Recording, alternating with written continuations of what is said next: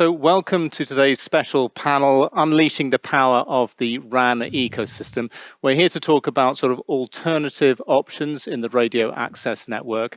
There's a bit of a perception that virtual RAN and open RAN are tough to deploy, maybe bringing certain additional problems for operators. But in fact, there have been some deployments already and a lot of work done on the planning and deployment of these kind of networks. And key to the success so far has been the development of collaboration and partnerships between different companies in the RAN ecosystem. And so we've got one of these partnerships, one of these set of collaborators here today. So let's meet them. So we'll start with you, Gary, from Red Hat. Can you tell us about your role at Red Hat? Hey, Gary Ashworth. My role, I'm a senior director, and I'm responsible for our global NEPs. Okay, let's come to Dan now at Intel. Right, thank you. So thanks for having us today. Collaboration, I thought we were supposed to be fighting. My role is a senior marketing director. I drive the vRAN business for Intel. Okay, thanks. Oded at HPE. Happy to be here. My name is Oded Shihor. I'm the head of innovation for the Ericsson global account at HPE, Hewlett Packard Enterprise. Okay, thank you, Oded. And Gabriel from Ericsson. Thank you for being here. So my name is Gabriel Foglander. I work as a strategic product manager for our product line for Cloud RAN.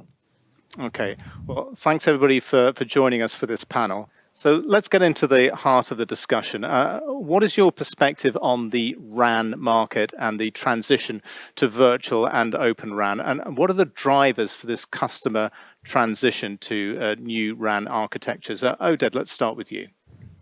Great question. In all our discussion with customers, with operators, we see that the investment, the TCO is a key driver for the transition to O-RAN and vRAN.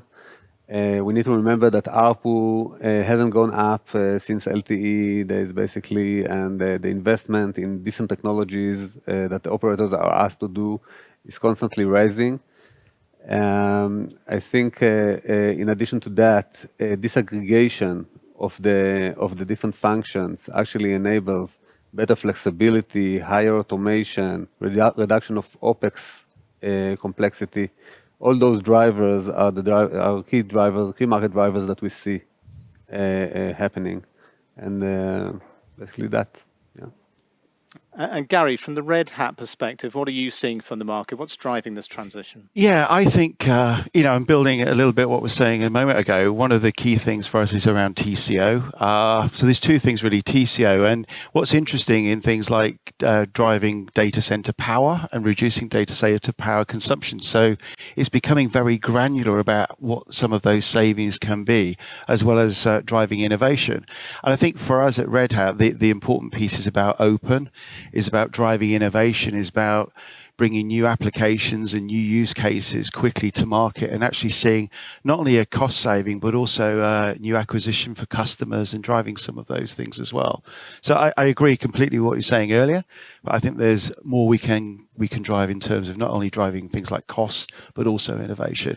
And for us, certainly being open and open source is crucial in terms of driving that innovation. But we can't do that as Red Hat. It's very much about our partners, and that's why I'm delighted to be here as part of a coalition of partners in terms of driving what's happening with vRAN. Okay, thanks, Gary. And Dan, obviously Intel sees an awful lot of companies, the full swathe of what's going on in the industry. What are you seeing in terms of companies moving towards virtual and open RAN? Yeah, so I'm going to be contrarian. I don't like the idea of TCO reduction. I think that's too simplistic a view. I think it's about innovation, very much operator dependent, managing their supply chain, having ownership of their own roadmap, and then driving innovation. Now, in terms of what I'm seeing change, this is awesome. This is amazing. We're having everywhere on the headlines. It's Open RAN, it's Cloud RAN, it's vRAN. It's on the headlines. That's huge for us. Pre-COVID, I mean, the first time I was here with FlexRAN, the first demo I did was in the hotel next door. And it was on HPE. We're doing a party on a Tuesday. So they rented a room. I was at to put a demo up there on HPE's hardware. And I had to come down through the entrance, get a sponsor for the demo, walk them up 12 flights of stairs, show them the demo, back down, go again. That was vRAN. Now it's everywhere. It's coming in all shapes and sizes. Great conversations of what's the best approach. It's top of people's mind. It's top of the radar. So that's kind of the big change, and I love that. And I don't want to be disrespectful on the TCO stuff. I just think for us, it's what vRAN has to do is meet cost, power, performance for sure, and be comparable to traditional performance RAN. I think we're nearly there. In some instances, we are there, but really, I think every operator has a different kind of driver. What I want to see is, okay, now we're deploying Cloud RAN, Open RAN. How do we deliver a better service to the UE? And the feedback we're hearing from the guys, Gabriel's team, when they're working on a general purpose platform using general purpose tools, is actually the innovation time. They've figured out, we've got a feature ask coming in. It's a lot shorter. And then that can feed into an operator. An operator can then differentiate in geo. So actually, it's important for me to have a cell phone on a particular operator, because that's Cloud RAN's more innovative versus another operator. And that will ultimately drive up ARPU. And if you do that and you create a better network, well, then you get all B2B options as well. And then we can we can maximize the revenue or the CapEx spend on the big licensing fees. So TCO, not too big a fan. I think it's a little bit, okay, we need to be there, but we need to go beyond that. I think we need to do both. Yeah. Which, as I said, we need get to do get TCO, baseline and then go beyond it. Then the innovation also drives better TCO. Yes. Yeah, absolutely.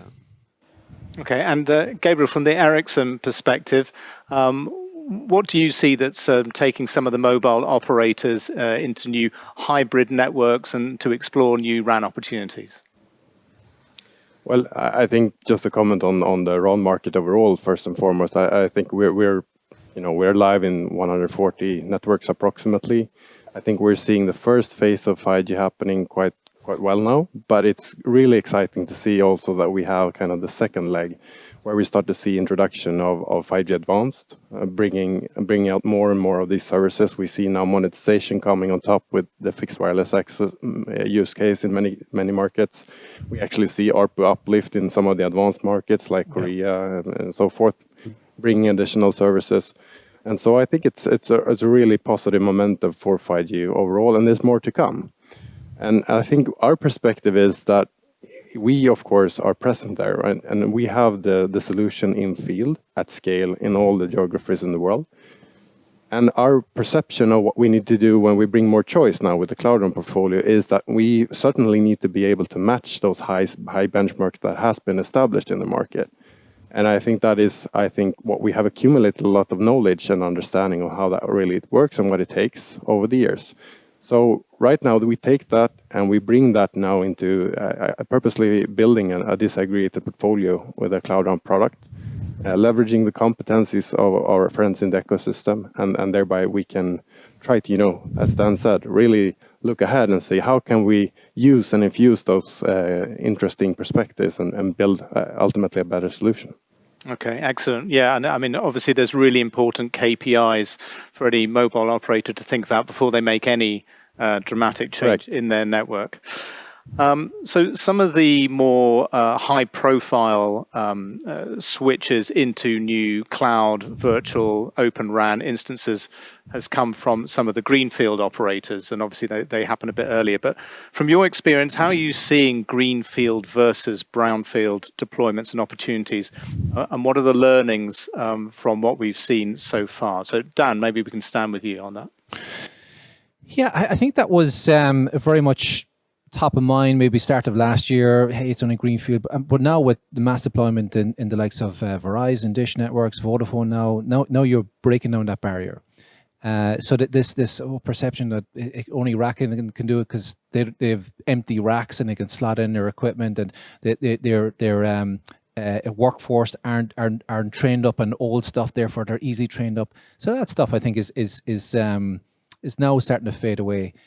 But when we get into this making products available at scale, we have to kind of balance out that this is about a cloud, okay? And cloud is about multiple options at all levels. So we can't inhibit that change and swap out, whether it be my competition, these folks' competitions.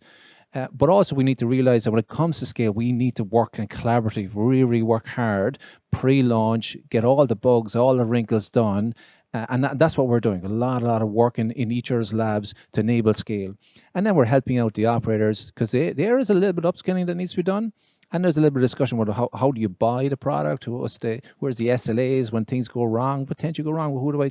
Yeah, we figured that stuff out, but we're figuring that out quite well. So maturing the products we're doing great stuff there for Brownfield, and we're helping the operators figure out the new kind of way of buying and deploying the network. Okay, thanks.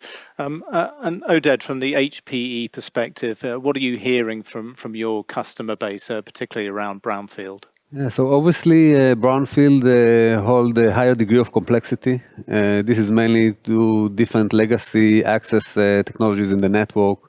These technologies need now to be disaggregated, and this we face different challenges of interoperability when disaggregating those technologies.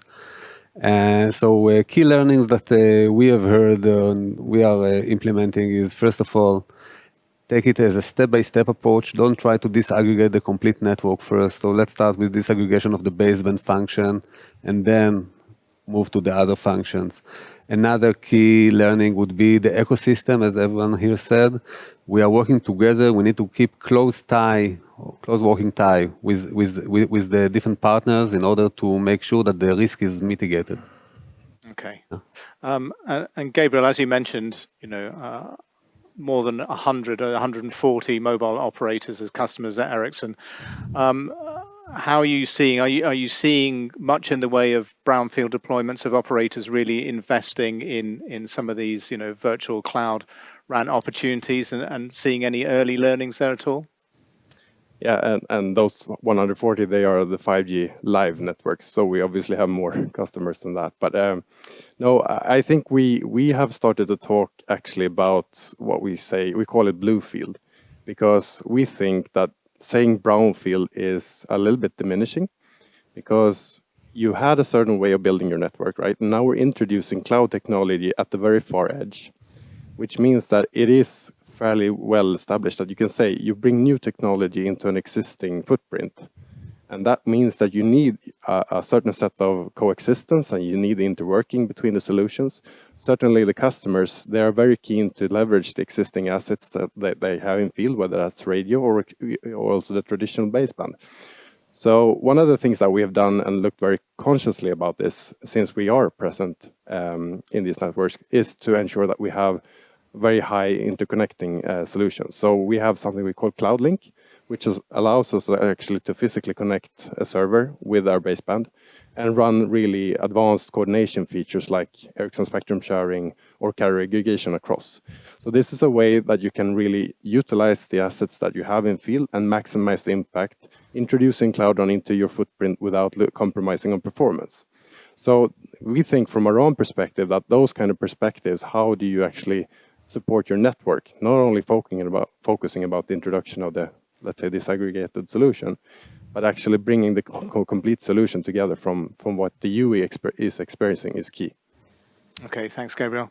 And Gary, from the Red Hat perspective, what are you seeing in terms, are you seeing any differences from different operators doing different things and having different learnings from I think from a Red Hat perspective, what's interesting for us is that it's funny when you look at this and you look back at the like you, I hate the term brownfield, but when you look at the portfolio of product we've got already, right back from RHEL and then to OpenStack and now OpenShift, and then we're building on that. I think there is a strong baseline already, but I think importantly for us has been the focus around making sure we get the life cycle correct, to make sure we have the right services offerings as well. For me, disaggregation and going from brownfield to greenfield in terms of trying to reduce that complexity as much as possible, trying to make it as easy as possible. And that's why it is a partnership approach. So I think that's all I would add to that. Okay, great, thanks. So obviously, there are still, it's quite early still in the shift towards new RAN architectures. What are some of the challenges or barriers that you're seeing around virtual RAN, open RAN, and what can be done to lower some of these barriers? So Gabriel, if we start with you on this one. Yeah, I think we think about three, if I keep it fairly technical to begin with, is, the first one is actually that we disaggregate the solution with very high interdependency, like you touched upon, right? So we need to make sure that in the end, we bring together a solution that coming from multiple partners, but actually delivering the key product, which is the RAN, right? And so everything that touches that, if you need to kind of have some level of integration, I think I like the concept of talking about pre-integration in between what we do in the back end, so to speak. But also, I think you mentioned the release management, the lifecycle management, I think is going to be absolutely key to nail, because effectively you want to leverage that innovation that you talked about, Dan. You want to be allowing changes and updates coming through the different layers of the stack.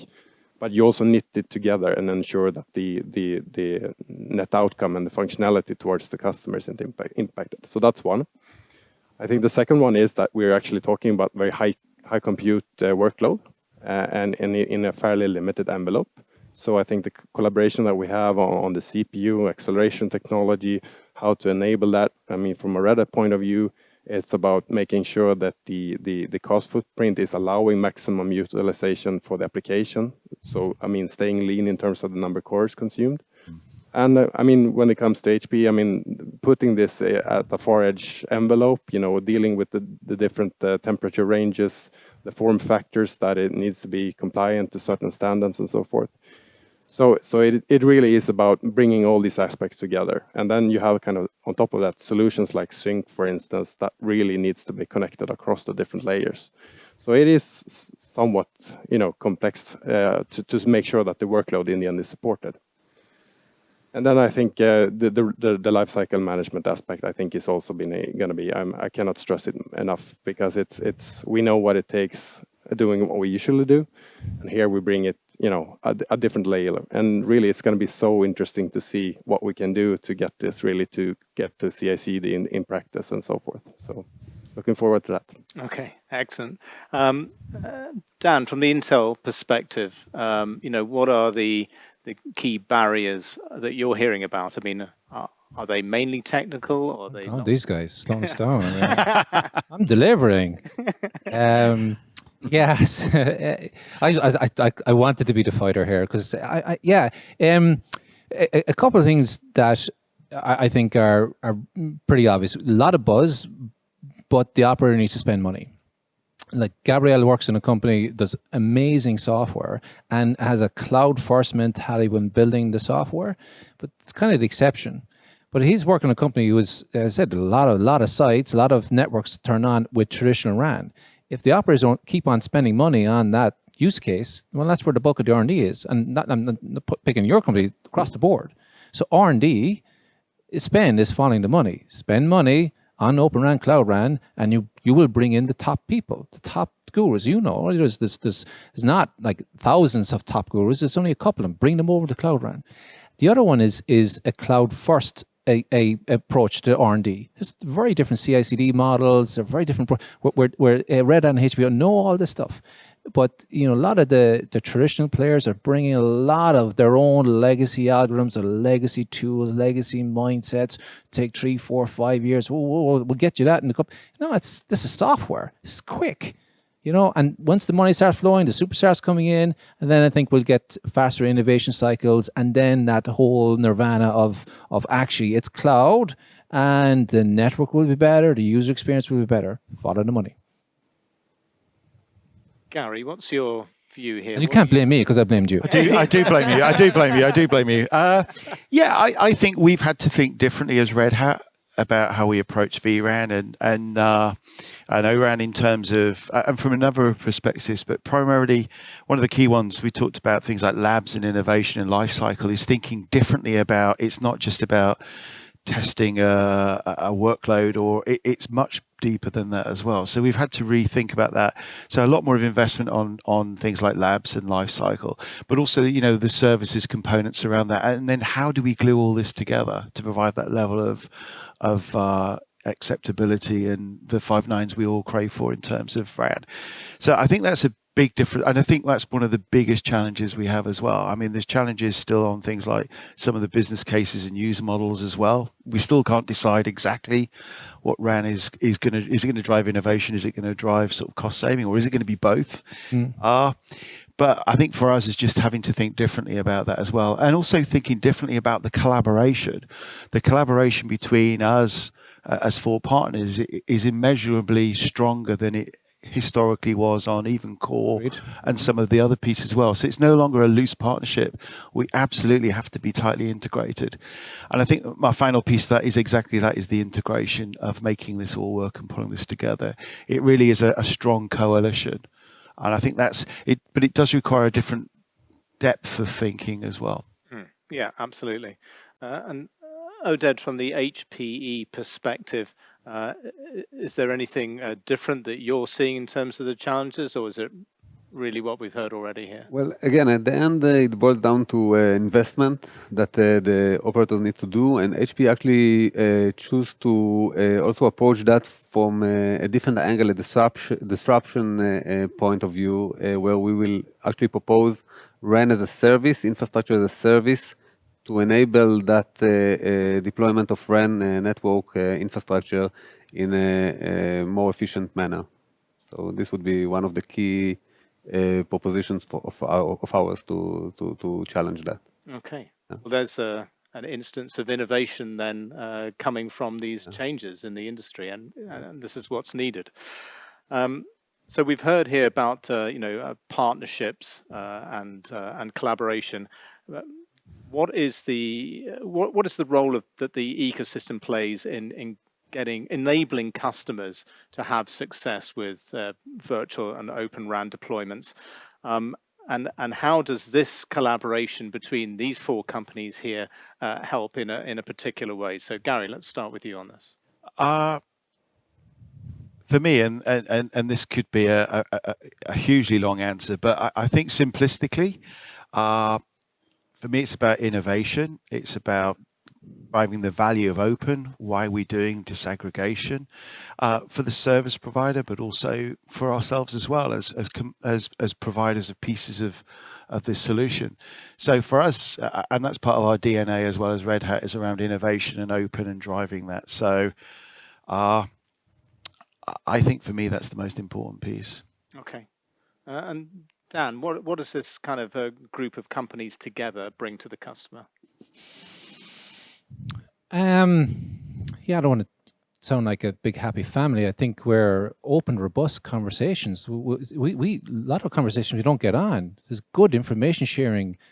I think the most recent example that we had is our experience in Working Group 4. Phenomenal, like a lot of back and forth, a lot of good, robust conversations, and we got to a great conclusion.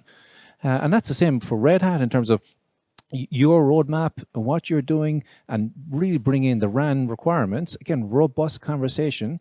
And HP, I mean, it is like the Brownfields. It's all shapes and sizes of racks. Well, yeah, your mainstream product line doesn't fit. No, it does. Probably a little bit more optimization to happen. And I have to do the same on my silicon. We are working on that. Yeah, exactly. And your software needs to be better, and we're working together on that. So robust conversations, and that's the best thing we can have. Not big happy family. We're honest, loads of competition. They're all down the show floor. They're keeping us hungry, and so we're shouting and roaring at each other to make sure we got great products. So when we deliver to the Verizons, the Dishes, the Vodafones, it's great product. Yeah, it's no longer a loose correlation. It's a tight integrated team. I think that's the difference now as I see that. We don't get upset about offending each other, because you build a better product, now you build a better product. You will. You know what I mean? That's Now it's good to hear as well, because it is maybe in the past some partnerships was just a press release and then not much more. So it's good to hear that there's more going on here. It can't be. Nope. It's got to be more. Oded, from your perspective, what does this kind of group bring to the market? As it was said here, and I want to emphasize, the testing is key. So we are working in collaboration, all the four parties together, to test the solution, each component, if it's the accelerator, if it's the software, if it's the containers platform, whatever is needed in order to provide a complete platform that is working well for the customer. So this is a key thing for us to do. Okay. Yeah. And Gabriel, we'll come to you to close out our discussion today. So, you know, He gets last word. absolutely, Yeah. absolutely. Oops. I didn't mean Yeah, it. you were Sorry. sitting in the wrong seat there. That's what it was. Yeah. Gabriel, what do these kind of partnerships bring at the end of the day to the mobile operators? No, I think we can just take a very tangible example that we have in our booth, right? So what we wanted to do is wanted to showcase the software portability that we have, which is a really, really vital element. And so we have been on Intel Xeon's 3rd generation, and fortunately now we have 4th generation out. And so we wanted to really, bring that about and make sure that we can demonstrate that tangibly. And so in order for that to happen, right, we need to have, as you alluded to, right, we need to have support on the driver side. We need to make sure that we bring the right SKU in, make that tested, make that verified. And lo and behold, I mean, now it's running in a couple of weeks. We do the uplift and put it on a different platform, and we show it live in the studio that we have. And that doesn't happen exactly what you mentioned without that tight integration. Yep. I think there's a little bit of a misconception in the industry about how much we ascribe to the notion of system integration, because the reality is that if you come with an independent integrator without working through us, you cannot really address all those challenges, because we need that interworking to happen in the back end. And that, I think, is why we really subscribe to the notion about pre-integration as a concept, because we, as you said before, we do a lot of work in behind the scenes, and that is necessary to make this work. So it is happening in practice, and it doesn't come without bumps and bruises, but it's a very learning experience, and we get to learn from different perspectives and point of views. Okay, excellent. Well, a great discussion here this afternoon. Great to hear about the progress and what people can actually go and see and check out on the show floor here at Mobile World Congress. So Gary, Dan, Oded, Gabriel, thanks very much for your time. Thank you. And this brings us to the end of our panel discussion on the RAN ecosystem. And this is something that's only going to evolve further from here on. So thanks for watching.